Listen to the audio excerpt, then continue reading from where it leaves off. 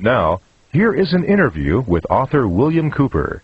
So, Mr. Cooper, are there larger numbers of people all the time who are receptive to your message and who are thinking a little bit more deeply and critically about these fundamental issues of government and politics that perhaps they did not give as much thought to in the past? Oh, yes. In fact, I never dreamed that I would make such an impact. When I first began what I'm doing now, which was many years ago, I was lucky if I could travel 1,000 miles and collect 3 people in somebody's living room, none of whom, by the way, would help me pay for expenses or anything else, to sit down and listen to what I had to say. And I did this many times, travel all the way across the country just to talk to 2 or 3 or 4 people in somebody's home and put all the expenses myself. And now I can go to someplace like the Salt Dome in Salt Lake City and fill the place up with people who want to come and hear what I have to say. I think the radio broadcast has had a lot to do with it. My book has certainly been the #1 underground book in the country for the last 8 or 9 years, and continues to be today. And I know that I'm really hitting the mark, and I'm really making people pay attention when the President of the United States, William Jefferson Clinton, names me in a White House memo, which Rush Limbaugh read on the air, as being the most dangerous radio host in America.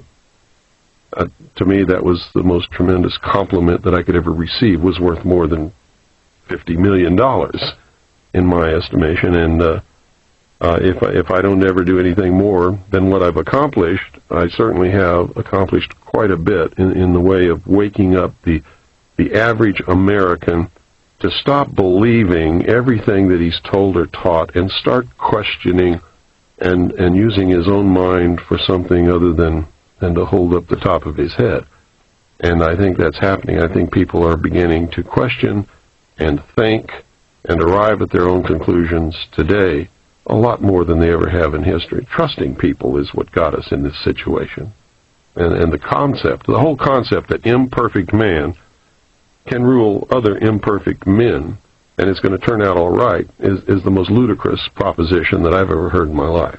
I think there are a number of people that agree with what you say, who are aware of some of these facts. Again, the question to ask is, given that there may be ills and abuses on the part of the government today, what would be something that a person interested in seeing change could do? What sort of advice would you give somebody who wanted to have an effect for the better, who would want to influence events so that we would begin moving towards a change?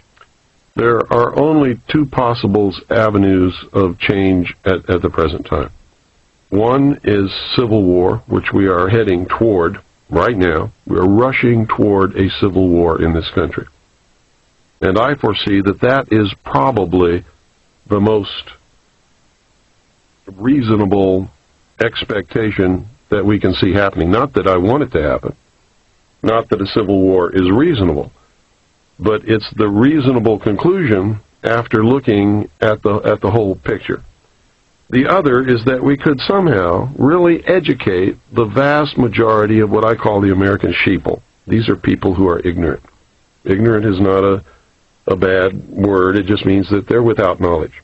If we could educate them and get them to understand that it is more important to stand up now and take a personal risk and educate other people and say that this has all got to stop, and be able to select our own candidates and make sure they get elected no matter what the press or the television or anybody else tells us about them.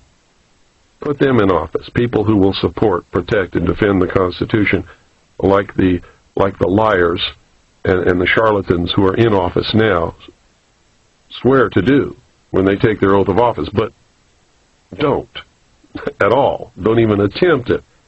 In fact, if you could get the people to do that, then there might be a possibility of a political, peaceful solution. But I can tell you right there that that's not going to happen. It's not going to happen in your wildest dreams, because most people spend the first 21 years of their life trying to get away from daddy and get away from home and become responsible and have their own responsibility in life. They spend the rest of their life, once they find out what that really means, in trying to find a daddy that will take care of them and take all the risk away from them and make sure that they have a job and that their diapers are changed and they have a bed to sleep in at night and a place to play and all of that kind of stuff, just like every other child in the world. And to stand up and be responsible and take a risk means that they're not going to find that. That's why socialism is so attractive to the vast majority of any people, not just Americans, but any people. It promises that they're going to have a daddy again who's going to take care of them. If they'll just give up all their rights and all their liberties, daddy will take care of them. And so that's what people are looking for. And you can see it in your daily life. That's the way they vote. That's what they want. They don't want to take personal responsibility. They don't want to take a risk. They're afraid of getting on a list. I've had people tell me to my face, Bill, I know all about this stuff, but I can't help you because I don't want to get on anybody's list. Is it different anywhere else then, Bill? Because this question brings me to something I wanted to ask you anyway, and that is, in looking over other countries in the world, do you find any other countries with social or political models, even if it's only some aspect of their system, that you find worth emulating in other countries? Any other country or countries that you think go about the political process or the social contract, if you will, in a way superior to the United States? No, I don't, as a matter of fact. Up until we began to take this left turn into socialism, the United States was the great light of the world, so to speak. We were the only free people who had ever existed in the entire history of humanity. We like to talk about our great heritage from England. The English were never free. They're not free today. They don't have freedom of speech. They don't have any of the freedoms that we've always had and cherished.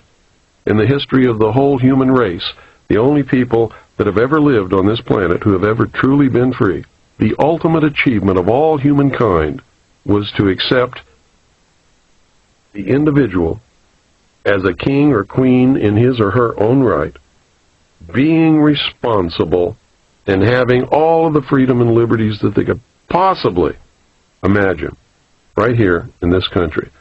And we created a government that was supposed to have a balance of power and was limited, strictly limited by the Constitution, and only given a very few powers in order to protect the freedom of the common man.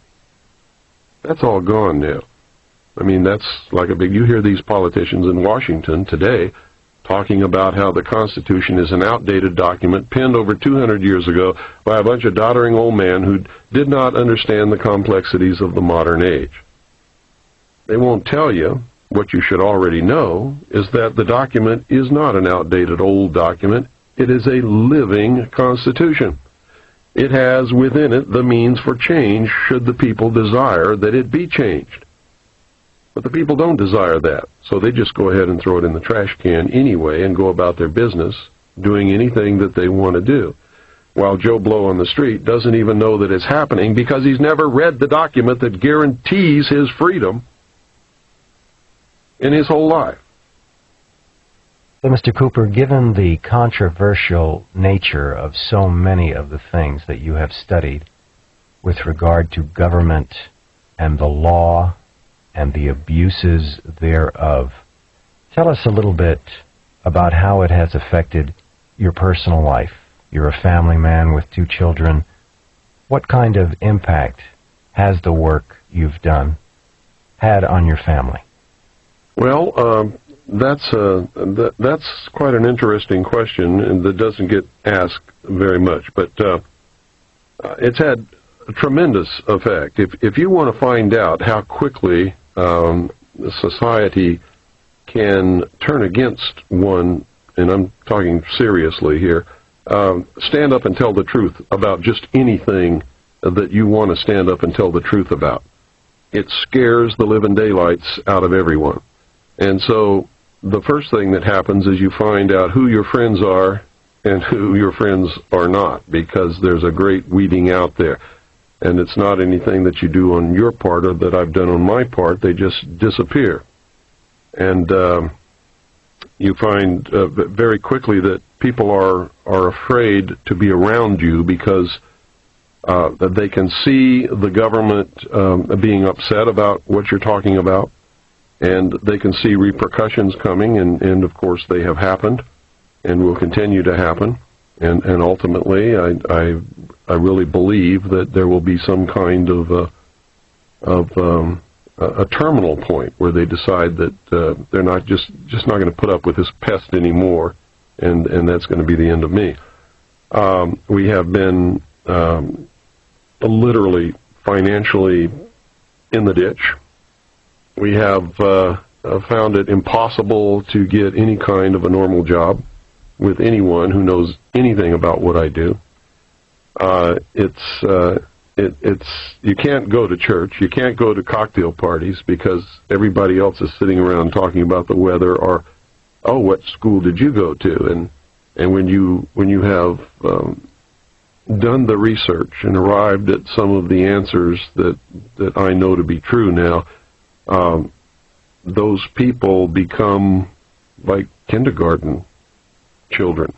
They're not in the real world, and I can't engage in that kind of a conversation. So you really find yourself in another world that has nothing to do with all of the rest of the people who are running around engaged in their activities that they think are so important then. And to them, they really are. But to me, they've lost the reality of what really is important, and they're about to lose their freedom to even discover those things at this point. I ask you a last question, and that is,